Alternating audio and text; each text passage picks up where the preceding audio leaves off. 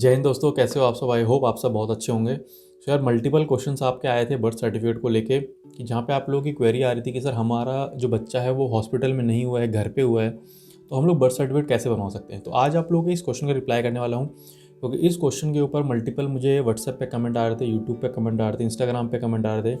तो मुझे लगा है कि इस टॉपिक के ऊपर आप लोगों को सबसे ज़्यादा चैलेंज आ रहा है, तो इस टॉपिक की और वीडियो बनाना चाहिए। और आप लोगों को पूरा प्रोसेस बताऊँगा, डॉक्यूमेंट बताऊँगा कि कैसे आप लोगों को बनवाना है, क्या एफिडेविट लगेगा, क्या डिक्लेरेशन लगने वाली है, ठीक है, क्या क्या सपोर्टिंग डॉक्यूमेंट लगेंगे आप लोगों को, वो सारी चीज़ें बताऊंगा वीडियो में। वीडियो को पूरा देखना एंड तक। और इस वीडियो के बाद आप लोग को कहीं पे भी जाने की ज़रूरत नहीं है। आप लोग डायरेक्टली जाके, जो आप लोग इन्फॉर्मेशन दूंगा पूरी पक्की इन्फॉर्मेशन देने वाला हूँ, तो डायरेक्टली जाके आप लोग इस वीडियो को देखने के बाद अपने बच्चे का बर्थ सर्टिफिकेट बनवा सकते हो। तो ये जो मतलब वीडियो है कि नया जो बच्चा होता है, ठीक है, उसके लिए भी है, और जो बच्चे मतलब स्टार्टिंग में जिनके बर्थ सर्टिफिकेट नहीं बनते, वो बाद में उनको बनवाना होता है, जैसे 5 साल 6 साल 7 साल जिनकी उम्र हो जाती है, उनके लिए भी है। दोनों ही कैटेगरी के बच्चे इस वीडियो को देख सकते हैं, उनके पेरेंट्स देख सकते हैं और अपने बर्थ सर्टिफिकेट को बनवा सकते हैं। तो चलिए शुरू करते हैं इस वीडियो को। तो देखिए, 5 डॉक्यूमेंट लगने वाले हैं। तो 4 डॉक्यूमेंट मैंडेटरी हैं जो दोनों ही कैटेगरी के बच्चों के लिए चाहिए होंगे, जिनके बच्चे अभी करंटली पैदा हुए हैं या जिनके बच्चे 5-6 साल के हो चुके हैं उनके लिए है।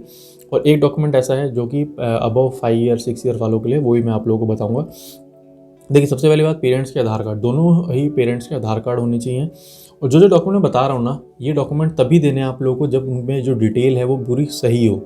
गलत डिटेल के साथ आप लोगों को नहीं देना है, अदरवाइज आपके जो बर्थ सर्टिफिकेट बच्चे का बनेगा उस पर गलत डिटेल फिल हो जाएगी और वो फिर वो करेक्शन नहीं हो पाती, उसमें फिर वो लॉन्ग प्रोसेस हो जाता है। तो पेरेंट्स का जो आधार कार्ड है उसमें ध्यान रखना है कि आपका जो पेरेंट्स का नाम है वो पूरा नाम होना चाहिए, पहला फर्स्ट नेम भी और सेकंड नेम भी।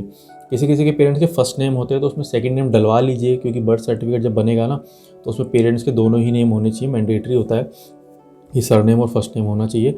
इनके पेरेंट्स के सिंगल नेम होते हैं तो बाद में जाके बच्चों को स्कूल टाइम में, कॉलेज टाइम में चैलेंज आता है। थोड़ी मेहनत लगेगी, आप लोग अपने आधार कार्ड में अपना सरनेम भी लिखवा लीजिए। उसके बाद अपने मतलब पेरेंट्स का, मदर फादर दोनों के आधार कार्ड आप लोगों को देने हैं। सेकंड होता है एफिडेविट। एफिडेविट आप लोग को 100 रुपीज़ पे बनवाना है और एफिडेविट के अंदर आपको पूरी इन्फॉर्मेशन डालनी है कि आप लोग का बच्चा किस डेट में पैदा हुआ, वो डलवा लीजिए। अगर आप लोग नाम सोच चुके हो कि मेरे को बच्चे का क्या नाम रखना है, तो आप लोग वो भी डलवा सकते हैं। अगर अभी नहीं सोचा है तो उसको रहने दीजिए, आप लोगों का जो बर्थ सर्टिफिकेट होगा ब्लैंक आएगा बिना नाम का, आप लोग बाद में भी उसको नाम डलवा सकते हैं, उसमें कोई भी चैलेंज नहीं होगा। सोच लिया तो अच्छी बात है। आप लोग एफिडेविट में डेट ऑफ बर्थ डालेंगे, बच्चा किस दिन पैदा हुआ, जो बच्चा घर पे होते हैं तो उन पर जो भी डेट होती है आप लोग उस हिसाब से डालिएगा। आप लोगों का नाम सोच लिया तो नाम डालिए, नाम पूरा डालना है आपको, फर्स्ट नेम, मिडल नेम और लास्ट नेम। अगर फर्स्ट नेम के साथ मिडल नेम है तो अच्छी बात है, या लास्ट नेम है तो वो भी डालवाना है, तो दो होने चाहिए, मतलब फर्स्ट नेम और सेकंड नेम आपको होना चाहिए, मैंडेटरी है। ये सजेशन मैं आप लोग क्यों दे रहा हूँ, क्योंकि अभी जो मेरे पास कमेंट्स आते हैं बर्थ सर्टिफिकेट को लेके, वो यही आते हैं कि सर एक नाम है, पेरेंट्स का सिग्नेचर, हम सरनेम डलवाना चाह रहे हैं अब, तो कैसे डलवाएंगे, क्या डलवाएंगे। तो इसलिए मैं आप लोगों को सजेशन दे रहा हूँ कि आप लोग बच्चे का बर्थ सर्टिफिकेट नाम डलवाते हैं तो दोनों डलवाइए, फर्स्ट नेम भी और सेकंड नेम भी, क्योंकि बाद में जाके आपको 10 साल 15 साल के बाद ये चैलेंज आएगा अगर आप लोग सिंगल नेम रखते हो तो। एफिडेविट में आपको पूरी डिटेल डालनी है, पेरेंट्स का परमानेंट एड्रेस डालना है, और आप लोग मतलब जहाँ पे भी रहते हैं आप लोग का परमानेंट जो एड्रेस होता है वो डालना है। प्रेजेंट एड्रेस भी डाल सकते हो अगर आप लोग रेंट वगैरह के घर पे रहते हो। और आप लोग को रीज़न देना है कि हमारा बच्चा जो भी मतलब हॉस्पिटल में क्यों नहीं हुआ, क्या रीजंस थे उसके, वो प्रॉपर रीज़न डालना है और ये एफिडेविट बनेगा। ठीक है, एफिडेविट आप लोगों का जो भी नियरेस्ट एमसीडी होता है या नगर निगम होता है, पंचायत घर होता है, जिसमें आप रहते हैं, गाँव में रहते हैं तो आप लोगों का पंचायत होगा, ठीक है ना। अगर आप सिटी वगैरह में रहते हो नगर निगम होगा या म्यूनसिपल कॉर्पोरेशन होगा, ये सारी चीज़ तो उनके उसमें डालना होता है, टू द एमसीडी करके जो भी कुछ होगा। अगर आपको पूरा लेटर अगर बनाया चाहिए तो आपने व्हाट्सएप पे कमेंट कीजिए, मैं आप लोगों को पूरा जो उसका फॉर्मेट होता है एफिडेविट का वो मैं आप लोगों को दूंगा।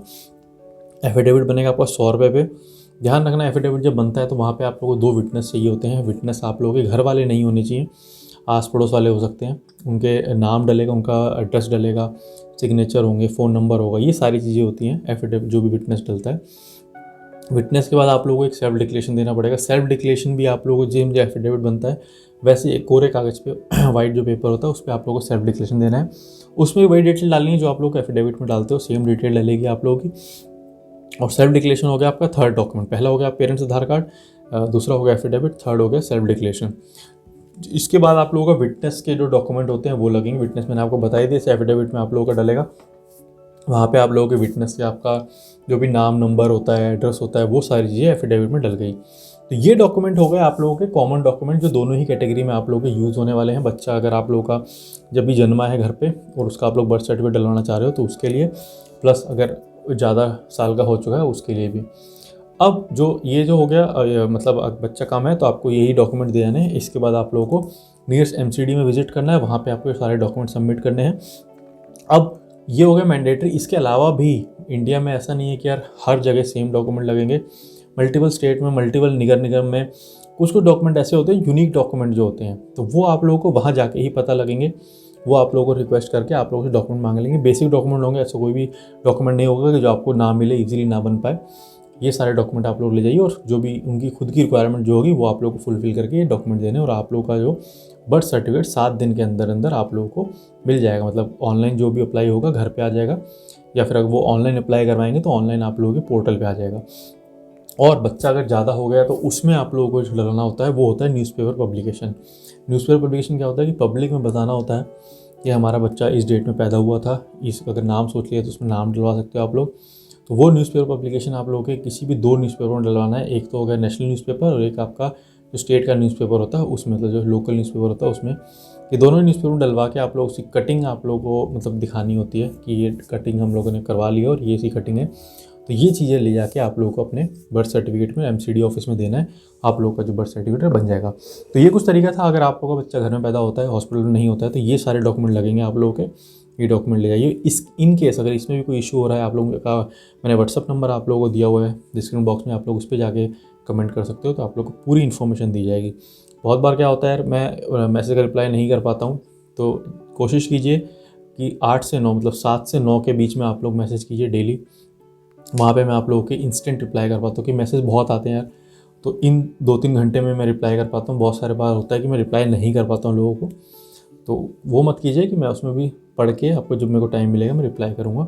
अर्जेंट है आप लोगों का तो आप लोग मुझे मतलब 7 से 9 के बीच में ही इंस्टेंट मैसेज कीजिए, ताकि मैं इंस्टेंट वो, क्योंकि कमेंट ऊपर नीचे हो जाते हैं बहुत, तो इंस्टेंट आपका जो मैसेज आएगा और इंस्टेंट आप लोगों को रिप्लाई मिल पाएगा। तो आई होप आप लोगों को ये इन्फॉर्मेशन पसंद आई होगी। वीडियो को ज़्यादा शेयर कीजिए दोस्तों के साथ, फैमिली मेम्बर्स के साथ, ताकि उनको भी ऐसा कोई इशू आ रहा है तो वो भी अपना सॉल्व कर सकें। तो मिलेंगे मेरे नेक्स्ट वीडियो में किसी नए टॉपिक के साथ दोस्तों। तब तक स्टे सेफ, टेक केयर।